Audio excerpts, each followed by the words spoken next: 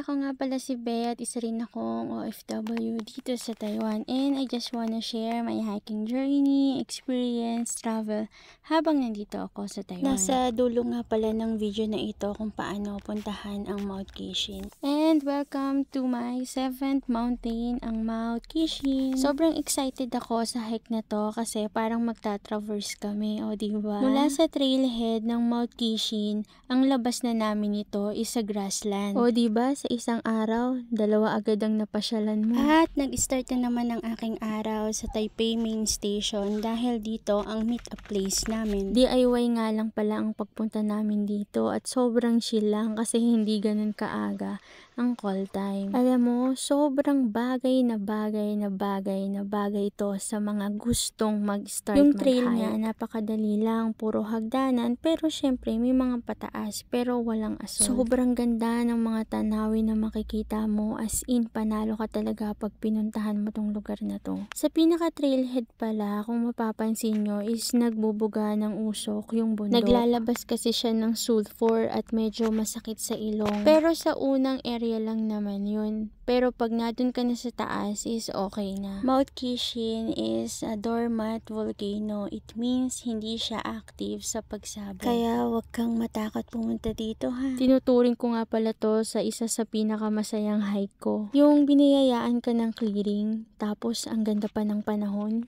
Tapos ang sasaya pa ng mga taong nakasama mo. San ka pa? Sumama ka na sa amin. Hi nga po pala kay Miss Jem na turista lang dito sa Taiwan. Ang balak lang po talaga niya is backtrail, pero dahil Pilipino tayo, niyakag natin siyang mag-traverse. At pumayag naman siya. Sana po sulit po yung bakasyon niyo dito sa Taiwan na kami yung nakasama niyo. Parang nabudol nga ulit kami ni Sir Rans, pero yung budol na sulit. Halika na, halika na.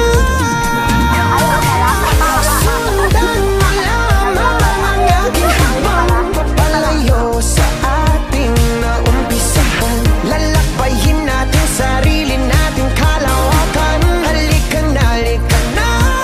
Kapag napuntahan nyo na yung main peak ng Mount Kishin, puntahan nyo na rin lang yung east peak niya kasi sobrang lapit lang naman sila. At syempre, sobrang panalo na naman tayo sa view dahil napakaganda ng clearing talagang tong araw na to. At mula nga dito sa east peak ng Mount Kishin is babaybayin na rin namin yung papunta ng grassland. May mga signage naman kayong makikita.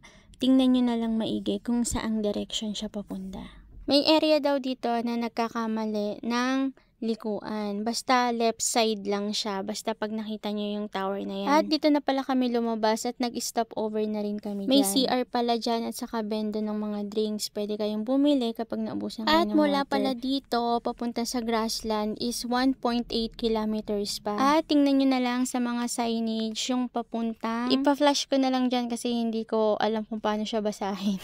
At fast forward na nga is nandito na kami sa grassland. Sumakses ang mga personis. Congrats sa TV. Congrats. Ito ang ating traverse. Wow! Wow! Sobrang bait niyang kalabaw na yan. Wag niyong papalagpasin na hindi kayo magpapapicture sa kanya. Matutuwa kayo. Ikaw, ano pang hinihintay mo? Puntahan mo at mag-traverse ka rin katulad ng ginawa namin. Hindi ka magsisisi. At sana sa mga susunod ko pang hike ay makasama naman kita. Safe and happy hiking travel, kabayan. Ingat palagi. Bye! Hey! Ganda ng iyong ngiti, akin ang napapansin. Sugatan na puso'y kusang gumagaling. Handa na bang lisanin mabigat na bibig? Magaan ng buhay, wag problemahin. Sa pag-alis ako